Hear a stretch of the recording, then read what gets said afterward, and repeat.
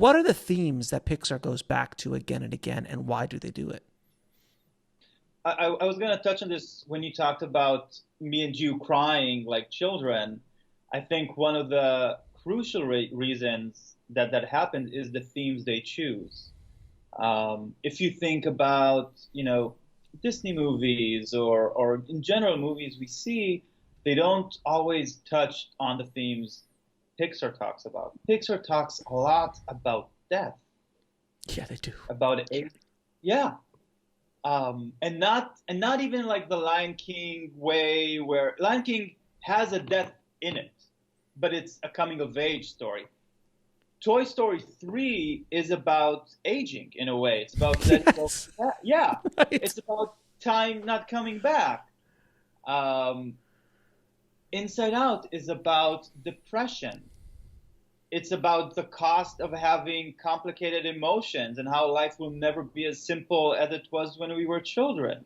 I mean, Toy Story Finding, 4, like Toy Story 4, which I just saw yeah, recently. I mean, yeah, it's brutal at the end. Okay, guys, by the way, it's just spoiler alert from this point on. I mean, anything we're gonna yeah. just. I mean, if you haven't seen these movies, I'm sorry, but yeah, the end of that, like Woody leaves, and you're just like, that's another stage of life where you leave your family, you go off, and you leave your friends that you made when Yeah. you were younger. Not many people hold on to friendships all their life. Those are very special relationships because people change, times change, situations change. Finding Nemo, perfect example as well. It's about parenthood. My mom, who raised me by herself, it was just me and her. And she maybe was a little overprotective at times. And when we saw Finding Nemo, and she told me, because there's this line that Dory has where she says, like, but if you don't let anything happen to him, how will anything ever happen to them? And my mom gasped. My mom gasped. And to Wow. this day, she will quote that line to me and talk about the effect it had on her. Because Pixar is about parenting. Finding Nemo is about parenting. And Inside Out, you know, she talks about how she has to be their happy little girl. And in the end is her saying that she can't be that.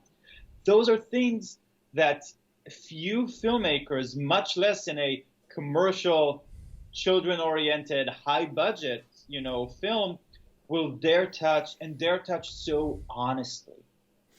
Yeah, that's one thing Pixar is honest. It's authentic and honest. I mean, they really, really, they're brutal. I'm sorry. Yeah, Sometimes they're absolutely the stuff that. Oh God! And Inside Out, when what's his name dies. Oh Bing my. Bong. Oh, what's his big? Was it Big Bang? What is it? Bing Bong, yeah. Big Bang. When Big Bang, I'm like bawling, and I'm like, oh my! Like it was so brutal because you go back to either your own imaginary friend, or when you're in Toy Story, you go back to that toy that you left at the side of the Yeah, road somewhere. You donated to the to the Goodwill or something, and you're just like you feel terrible. So now I like anytime my daughters are like going to throw something away, I'm like, no, don't throw that away. No, we'll put them in the garage. We'll put them in the garage, but you can't just throw it away. You could give it a home if you could find someone for him, but we're not just going to give it to the Goodwill. It's so you ridiculous. can't even put them in daycare now after Toy Story 3. You're scared to give your toys to daycare. No, exactly, because that was such a brilliant transition from like where will toys go? Well, they go to daycare, and the politics inside of daycare and what happens in that. Did you ever see the commercial? Spike Jonze directed this amazing commercial for IKEA.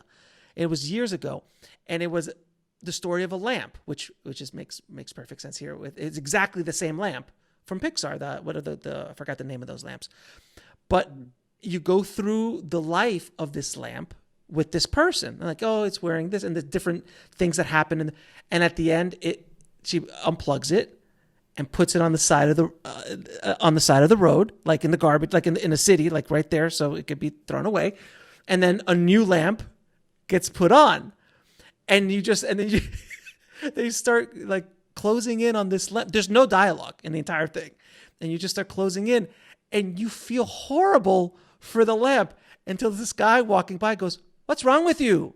It's just a lamp." It's just, it has no feelings. The new lamp is much better. Go home. I was just, oh my God. It's one of the most brilliant commercials I've ever seen in my life. I haven't seen it. I have to see it now. Oh, it's type in IKEA lamp commercial on Google. It is amazing. But the guy had like this Swedish accent for the IKEA, and he was like, "What's wrong with you? It has no feelings. The new one is much better." But that's the power of storytelling. Like you felt something for an inanimate object, and I mean, for God's sakes, Toy Story is the best example of that. All the Toy Story films are such an amazing example. Because now you as a grown man and me as a grown man will look at our toys from our childhood or look at our daughter's toys and just maybe. What if when we close the door, it's burned in a dump? I don't want my pork. It's amazing. But that's the power of really powerful storytelling.